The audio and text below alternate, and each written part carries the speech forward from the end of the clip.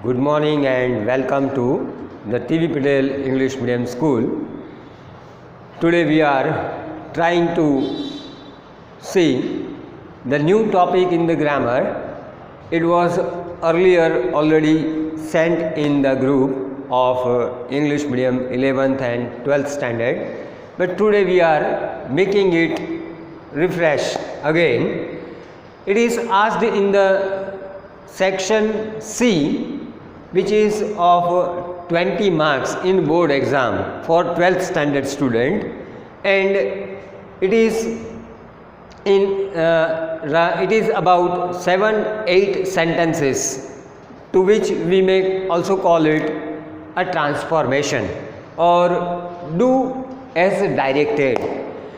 Now in English medium grammar section, and particularly in this type of question, do as directed or transformation, there are several type of questions or the topic that you should focus on. Now which are they? You must have this question कि वो कौन से सवाल होंगे कि जिसके ऊपर हमें ध्यान रखना चाहिए. ये 7-8 मार्क्स के ट्रांसफॉर्मेशन टाइप ऑफ सेंटेंस में you have to prepare all the types of the sentences. मतलब कि आपको सब टाइप के अलग अलग टाइप के जो सेंटेंसेस हैं उसको प्रिपेयर करना है. For example all the simple, complex and compound type of sentences. Then you are to also prepare make it affirmative, make it negative, make interrogative and exclamatory sentence too. ये भी आपको तैयार करना है. फिर क्वेश्चन टैग्स पूछे जाते हैं, चेंज द डिग्री आता है, चेंज द वॉइस आता है, right. Use of too and remove too, ये दोनों अलग अलग सेंटेंस में पूछे जाते हैं. और ऐसा ये एक सवाल है जिसमें 7-8 type of the question which I have already told you to focus on, ये पूछे जाते हैं. ये जो अभी मैंने अलग अलग टाइप के टॉपिक बताए उसमें से कुछ 7-8 सेंटेंसेस पूछे जाते हैं और यही पूछे जाते हैं, इसमें कोई नयापन नहीं है. तो इट इज़ वेरी क्लियर कि मुझे बोर्ड की एग्ज़ाम के लिए, 11th स्टैंडर्ड की फाइनल एग्ज़ाम के लिए क्या प्रिपेयर करना है. तो आपको ये ग्रामर सेक्शन में do S directed type sentence में ये सब प्रिपेयर करना है. कभी कभार यूज़ ऑफ दो, हाउएवर, इन स्पाइट ऑफ, ये भी पूछा जाता है. और कभी कभार नॉट ओनली बट ऑल्सो, ये भी पूछा जाता है. तो ये कुछ कुल मिला करके इतने टाइप्स ऑफ सेंटेंसेस हैं जिसमें ख्याल क्या रखना है. तो कि आप इंस्ट्रक्शन दिए हुए सेंटेंस को जिस टाइप में उसे ढालते हो, ट्रांसफॉर्म करते हो, बदलते हो, उस वक्त आपको ख्याल सिर्फ उतना ही रखना है कि जो क्वेश्चन है उसका, क्वेश्चन टाइप जो सेंटेंस दिया गया है उसका जो मीनिंग है, उसमें जो कहा जाता है वो, और उसमें उसको जिस तरह से आप बदल के उसका सेंटेंस बनाते हो, यानी कि आपका आंसर, वो दोनों के मीनिंग्स में कुछ बदलाव होना चाहिए नहीं. मतलब कि मीनिंग्स इंटैक्ट रहना चाहिए. मतलब as it is, that is already told, जैसा कहा गया था वैसा ही आपको रखना है.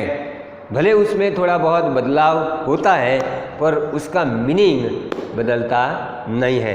यानी कि अगर हम ग्रामर पॉइंट ऑफ व्यू बात करें तो सेंटेंस का सिंटैक्स और सिमेंटिक्स, राइट, सेंटेंस किस आधार पर बनता है या समझ में आता है, तो उसका एक सिंटैक्स होता है, यानी कि कंस्ट्रक्शन, फॉर्मेशन, और दूसरा है उसका सिमेंटिक्स यानी कि मीनिंग. यानी कि ये दोनों को ध्यान में रख करके आपको ये तैयार करना है।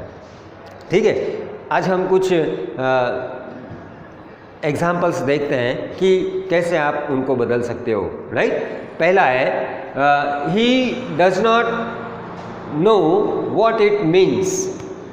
He does not know what it means, उसको हमें सिंपल सेंटेंस बनाना है। तो सिंपल सेंटेंस बनाने के लिए जो ऑड थिंग्स हमें लग रही है वो हम निकाल के उसको डायरेक्ट सिंपल सेंटेंस बना देंगे। उसका आंसर होता है he does not know its meaning, यानी कि उसको उसका मीनिंग पता नहीं है। नेक्स्ट क्वेश्चन है the God had granted his prayer. Change the voice करना है। चेंज द वॉइस में आपको मालूम है कि एक्टिव वॉइस का जो सेंटेंस होता है और उसमें जो सब्जेक्ट होता है वो पैसिव वॉइस का ऑब्जेक्ट बन जाता है, और एक्टिव वॉइस का जो ऑब्जेक्ट होता है वो पैसिव वॉइस में सब्जेक्ट बनना चाहिए। यानी कि ये एक्टिव वॉइस का सेंटेंस है, उसकी शुरुआत हमें ऑब्जेक्ट से करनी चाहिए अगर हमें चेंज द वॉइस करना है तो।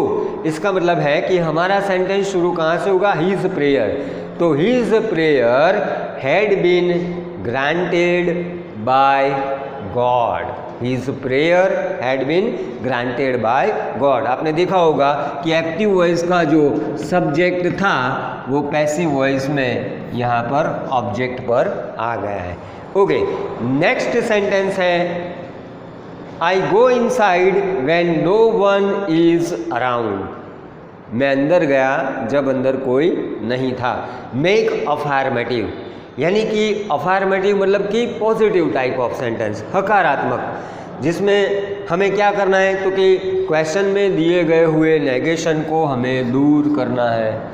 राइट, अगर आप ऐसा करते हो तो ये अफर्मेटिव सेंटेंस बन जाता है।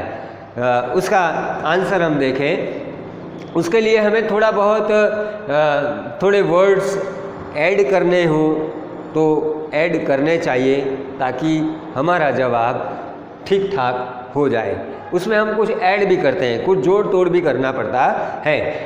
ये है I go inside when there is hardly anyone around. शायद ही कोई था, यहाँ पर क्या था, नो वन, मतलब कि नेगेशन था। तो हमने अफर्मेटिव करने के लिए हार्डली का प्रयोग किया और सेंटेंस बन गया I go inside when there is hardly anyone around. ये है affirmative sentence. Next sentence if we are talking about that is assertive, मतलब कि एक विधान वाक्य है जिसे हम स्टेटमेंट टाइप ऑफ सेंटेंस भी कह सकते हैं, और वो है how I scared and how frightened I was. यानी कि एक एक्सक्लेमेटरी उद्गार वाक्य है जिसको हमें असर्टिव यानी कि एक सेंटेंस, सिंपल सेंटेंस बनाना है, और उसका आंसर है I was greatly scared and frightened. Exclamation marks got removed. और फाइनल सेंटेंस है last one, again simple sentence बनाना है it had happened when I was 10 और 11। वो तब हुआ जब मैं 10 और 11 का था। तो इसे हम सिंपल सेंटेंस बनाते हैं it happened at my age of 10 और 11। माई एज ऑफ 10 और 11। ये हमने व्हेन को रिमूव करके क्लियर किया, राइट, कि ऐसा तब हुआ जब मैं 10-11 का था। तो ऐसे ये एक सिंपल सेंटेंस बन जाता है। और ये टाइप के सेंटेंस यहाँ पर आज के लिए ख़त्म होते हैं। इसका दूसरा जो एपिसोड है या वीडियो है हम नेक्स्ट वीडियो में कंटिन्यू रखेंगे। तब तक के लिए आप इसको ठीक से प्रिपेयर करो और जान लो कि हमें बोर्ड में ऐसे टाइप के क्वेश्चंस ग्रामर में सेक्शन सी में 7-8 मार्क्स के प्रिपेयर करने हैं। Okay, thank you.